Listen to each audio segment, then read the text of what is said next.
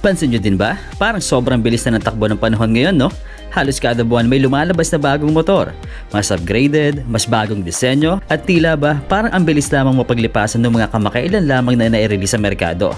Kaya naman medyo pahirapan natin ang pagpili ng motor ngayon dahil baka paglipas lamang ng ilang buwan ay magsawa din tayo agad dahil may lumabas na naman na panibago. Kaya naman kung ang hanap mong motor ay yung kaya pa din maging relevant sa mabilis sa paglipas ng panahon, wala pa din tatalo sa classic. Timeless fashion ata yan. B-Boy LMD here and you guys watching Respeto Agulong, and this is the FKM Space 150.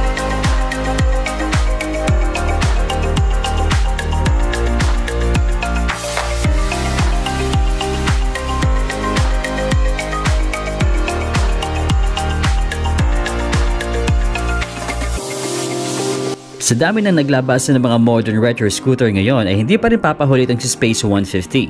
Naka full LED na ito para sa kanyang lighting system, classic looking headlight hanggang sa tail section at mga turn signals nito. Naka digital gauge, illuminated switches na may very unusual na disenyo kumpara sa iba. Premium looking yung kanyang seat cover, malapad at malambot, kaya naman ang sarap sakyan. I mean, komportable siyang upuan. At isa pa sa malaking factor kung bakit ganun na lamang ka-attractive itong Space 150 ay ang kanyang overall design. Just look at it. This color is called Chameleon Green na nagbabago depende sa tama ng araw o ng ilaw sa kanya. Kaya naman mas lalo pang bumagi sa kanya yung pangalan niyang Space 150. Mala out of this world. Kabilang globo na tagus pa. Ay, iba pala yun. No? Si FKM Space 150 ay equipped ng isang 150cc air-cooled single-cylinder engine, 4-stroke 2-valve single overhead cam, EFI, automatic transmission. May lakas itong 11.5 HP at 7,500 RPM at may maximum torque naman na 12.2 Nm at 6,500 RPM. Solid din.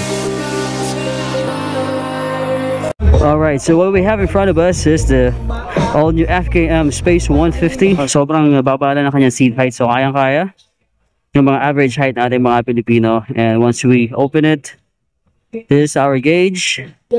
We got a digital gauge here. And maganda rin yung kanyang mga switches, no? May mga backlight assist pa. So kahit sa gabi, kitang-kita to. So meron tayong side stand safety switch. So kailangan natin itupi yung side stand natin, hold the brakes, and push start. There you go. Let's go. Uy, sarap. Sarap sakyan.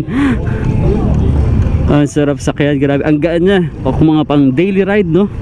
Pwede. It's not built for fast-paced riding. Kung fan kayo ng mga classic style na mga motorsiklo or mga retro classic na scooter, kung hindi nyo afford ng mga mahaling brand ng mga ganitong klaseng unit, might as well take advantage of the FKM Space 150 for only 78,000 pesos.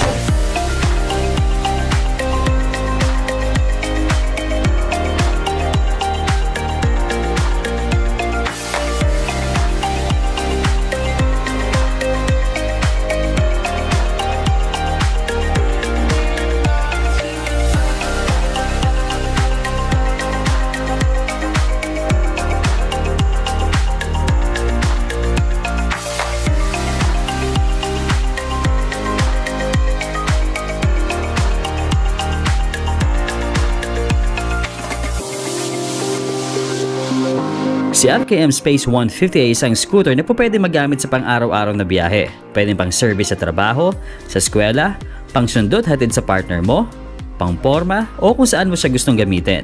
Riding this scooter is very relaxing. Maganda yung handling, magaan, at pwede kahit sa mga shorter rider. 720mm lang kasi yung seat height niya.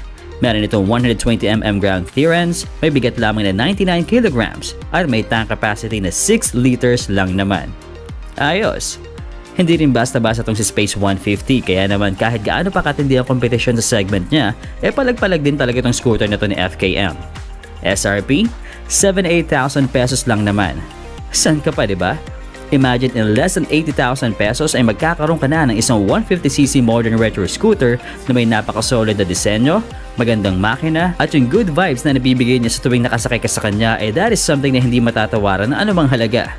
Syempre, tatak FKM yan Confident in every ride. This is the FKM Space 150.